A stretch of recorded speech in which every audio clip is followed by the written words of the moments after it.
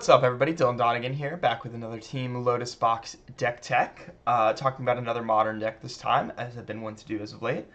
I decided to actually present a deck that I'm less familiar with this time, and one I more so just thought was cool, and something new to bring to the table going forward, and potentially something I think could be good as well. So here actually we have BSK Hercules' four-color Titan amalgamation. I actually found this deck perusing through green-white Titan decks, which has, of course, been kind of rising in popularity as of late, especially with the printing of Skyclave Apparition, giving that deck and Eldamri's Call in Modern, just in general, a lot bigger of a boost. So this is kind of just playing more off of that, a similar-ish shell, but branching off into a few extra colors, splashing for Wrenn and Six and Lightning Bolt, as well as the powerful Omnath and Uro, which I think makes sense. Our mana ramp in the early turns is Utopia Sprawl and Elvish Reclaimer, which we also have our Flagstone synergy. Definitely going less hard than the green-white deck was in this regard. So that does make the deck a little less explosive. But I think it overall is just a better mid-range deck at, just having all, bangers essentially, just all good cards pound for pound. Kind of looking like a new Jund deck almost, but, with a land sub-themes, so to speak. So, yeah, I thought this deck was really cool, and I'm just going to quickly go over some of the subtleties, as well as a few changes I made. I actually just ran it through a prelim. Unfortunately, I only finished 3 rounds. I went 1-2 and decided to drop to get on with the rest of my night. And not because I didn't want to play it, just because I have poker to play. But I was enjoying the deck, and I do think it's got legs in the format. So definitely not trying to diss it with or downplay it with my 1-2 performance. I just figured I'd state that I did play a couple games with it. So anyways, some subtleties in the mana base. We have 2 fields, 2 flagstones. As I mentioned, we're going a little less hard on this Reclaimer flagstones package, but still have access to it, which is nice. The 1 blast zone, a variety of different fetch lands. Excuse me 1 sec, sorry.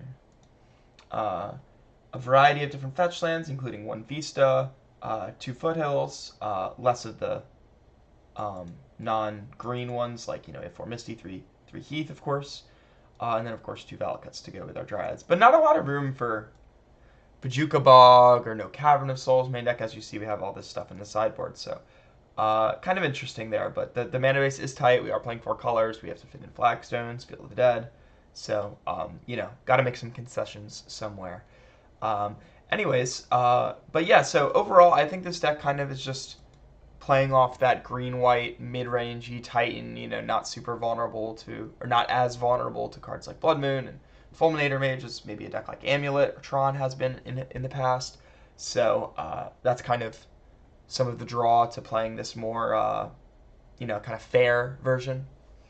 So yeah, that remains true with this. We have, the slew of interaction that might be a bit much comparatively to the other builds. Like the green-white deck gets Split 4 Call and an Apparition main to kind of offset playing cards like Lightning Bolt. So I kind of think that might be another favor for the green-white deck, but just something worth noting as well. So anyways, moving on to the sideboard, pretty standard. We have 1 Apparition, which I actually think there should be a second copy, and I'll show the few changes I made to the list in a bit. At the end of the video here.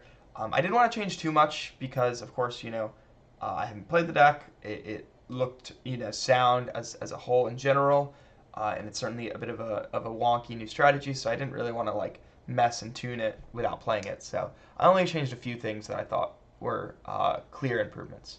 So a little bit of blue counter magic with the vetoes, 2 gusts, and a dispute. Something I also did is I flipped these numbers, but because I just wanted more. I think Dispute's just the better counterspell / this card's harder to cast in our basic forest deck. So that's something worth noting. We have a few gold cards here. I think a couple of, honestly, I'm not sure any of these are super necessary. The only one I think is probably worth is the Fire Spouts. I think Night of Autumn's just okay, but it's not really necessary right now. There's not a lot of burn. There's not a lot of enchantments you need to kill. But that being said, it's kind of just almost like a free roll to have access to. It's only 1 slot and you have multiple, so it makes sense why it's in there. I'm just saying I don't think it's particularly good in this format. The Fiery Justice, which I also cut, I don't think this is very good right now, but this is kind of their concession to aggro. These 5 cards here, so uh, you know, I don't hate it. It's just I don't think it's stellar. I'd rather just have a second operation, because honestly, in the games you draw one, you might need a tutor for a second, or you might just need a tutor for 2. Slash, it's just a good draw in the matchup you bring it in. So, um, I think you could definitely play a second one of these. But and then of course land wise, pretty stock here. We have Ghost Quarter for land mirrors slash any field deck, any Tron, just land mirrors really, nothing really else. And then Cavern of Souls for blue decks, pretty self-explanatory there. And then Bijukapog, of course, for a variety of decks. You can bring it in versus Mystic Sanctuary, Eurostrats, of course, Dredge, anything like Living End or what's it called? Crabbind has been popping up a little bit because it got a new card. So, there's a couple matchups where you bring in the bog. But anyways, moving on, I'm just going to show you the quick changes I made. So again, this was prior to my prelim. This was all just based off theory, and it's just small changes, but I just wanted to talk about them briefly. I had the 4th Primeval Titan. What do I have to say about that? It's a primetime deck. I want to play 4. I get not being able to use these as extra copies, but I just think it's ludicrous to not play 4.